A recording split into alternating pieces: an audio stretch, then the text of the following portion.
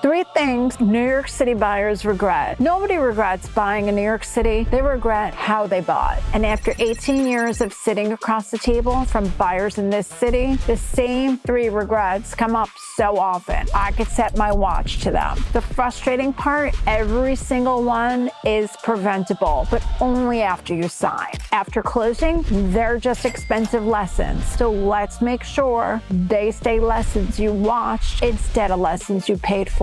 Regret number 1, the math. Buyers fall in love with the purchase price, but in New York City, that's only the opening number. The real total keeps climbing from there. Closing costs, attorney fees, moving deposit, the mansion tax, once you cross $1 million, and in Manhattan, most buyers do. So buyers who budget right to the absolute edge of their price range get squeezed exactly when they should be celebrating. And that mansion tax is sneakier than it sounds. It hits the entire purchase price, not just the amount over $1 million. At $999,999, you owe nothing. $1 more, $10,000. That's the most expensive dollar in New York real estate. And the monthly side can be even worse because your mortgage comes with a permanent companion. Maintenance in a co-op or common charges in a condo every month, forever. The bill varies wildly from building to building, and it can decide whether your dream apartment fits your actual life. Co-op maintenance already includes your property taxes. Condo common charges don't. The city bills those separately, so never compare the monthly number alone. Compare what it covers. The reality is, the listing price answers one question. Your budget has to answer all of them. Now that regret stings, but the second one can cost you tens of thousands after you're already moved in and almost nobody sees it coming. Ignoring what the attorney found,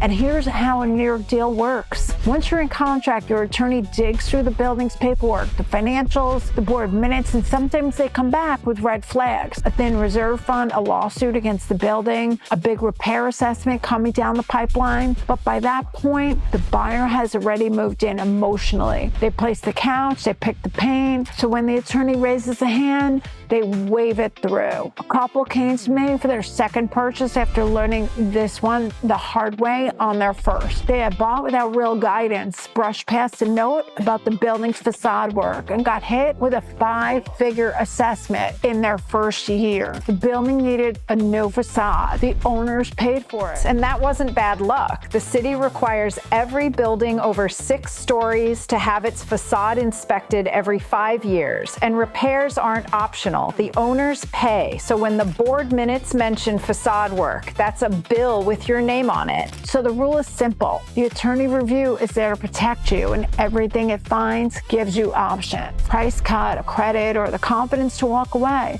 Buyers regret ignoring it. Nobody has ever regretted listening to it.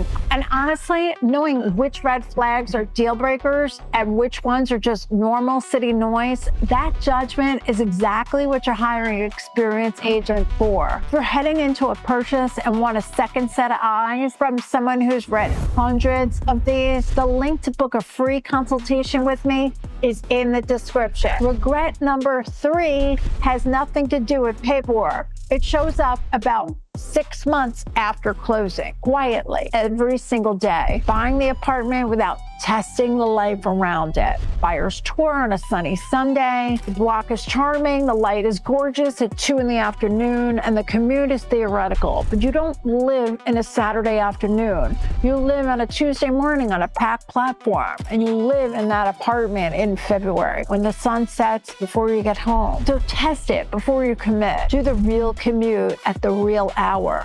Walk the block at night. And look the building up on the Department of Buildings website. Violations, construction permits next door, all public, all free. Know before you buy your light, not after it disappears.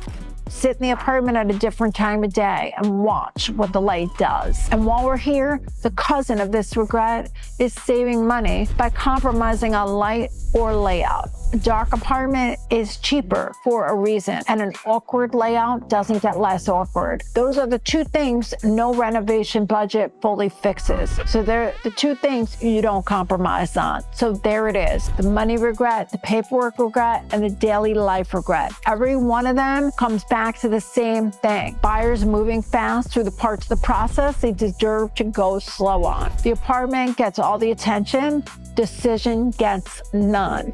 If you want to buy here without collecting any of these three, book a free consultation with me. The link is in the description. We'll pressure test your budget, your buildings, and your short list before you're locked in. Well, everything is still fixable. No surprises. Talk soon.